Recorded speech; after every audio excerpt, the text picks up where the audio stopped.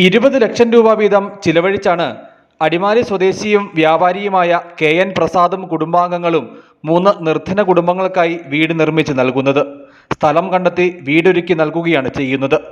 വീട് നിർമ്മാണവുമായി ബന്ധപ്പെട്ട് ഇന്ന് നടന്ന കട്ടളവയ്പ് കർമ്മം മതസൗഹാർദ്ദത്തിന്റെ കഥ പറയുന്നത് കൂടിയായി.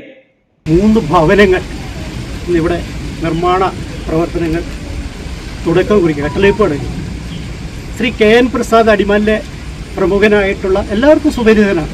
ശ്രീ KN പ്രസാദിനെ ആർക്കും പരിചയപ്പെടുത്തേണ്ട കാര്യമില്ല. അദ്ദേഹത്തിൻ്റെ കുടുംബാംഗങ്ങളും അതുപോലെ തന്നെ അദ്ദേഹത്തിൻ്റെ ബിസിനസ് പങ്കാളികളും ചേർന്നാണ് ഇന്ന് നമുക്ക് ഈ സുദിനത്തിന് തുടക്കം ഇവിടെ കുറിക്കുക. ഇത് 3 ഭവനമാണ് ഇവിടെ നിർമ്മിക്കുക. Adimali SNDP ശാഖായോഗം, Adimali town Juma Masjid, Adimali saint Jude town പള്ളി എന്നിവരാണ് അതാത് മതവിഭാഗങ്ങളിൽ നിന്നും വീടുകൾക്ക് അർഹതയുള്ള ഒരു കുടുംബത്തെ കണ്ടെത്തി നൽകിയിട്ടുള്ളത്. ഈ 3 മതവിഭാഗങ്ങളിലെയും പുരോഹിതരുടെ കാർമ്മികത്വത്തിലായിരുന്നു വീടുകളുടെ കട്ടളവയ്പ് കർമ്മം നടന്നത്. വീടിന്റെ കട്ടളവയ്പ് കർമ്മത്തിൽ അടിമാലിയിലെ സാമൂഹിക, സാംസ്കാരിക, സാമുദായിക, രാഷ്ട്രീയ രംഗത്തെ പ്രമുഖരും ടിംബർ മർച്ചന്റ് അസോസിയേഷൻ ഭാരവാഹികളും പങ്കെടുത്തു. വൈകാതെ 3 വീടുകളുടെയും നിർമ്മാണ പൂർത്തീകരണം സാധ്യമാക്കും. News bureau, Adimali.